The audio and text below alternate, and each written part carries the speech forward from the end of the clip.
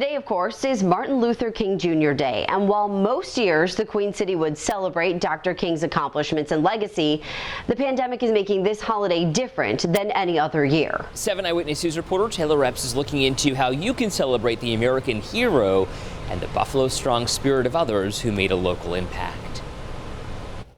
Each year, MLK Day offers communities across the country a day to celebrate, reflect, and act. We feel it's an obligation that we always use opportunities as a means of recognizing our heritage, our history, but more importantly, those iconic figures, both nationally, internationally, and locally. Terry Alfred is the executive director of the Michigan Street African American Heritage Corridor, one of Buffalo's cultural staples. This year, the corridor's celebrations are different for many reasons.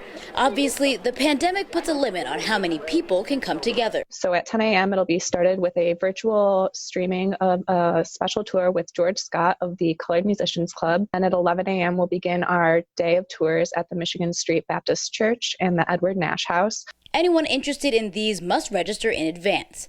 Alfred says reflection is different this year as well. Since the summer with Black Lives Matter and the reawakening of social justice, corridors like ours serves as an example of those things that's for folks to sort of go back to and glean from in terms of who we are. It's also a day to remember local leaders and learn from their stories. We lost two iconic figures in our community within the last 2 weeks.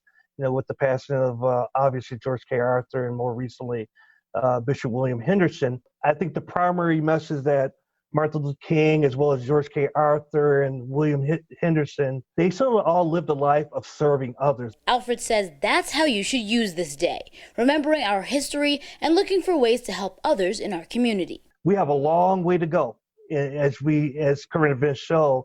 Use that day to reflect, determining what those blessings are. Use that as an opportunity to say, I'm going to serve someone else. In Buffalo, Taylor Epps, 7 Eyewitness News.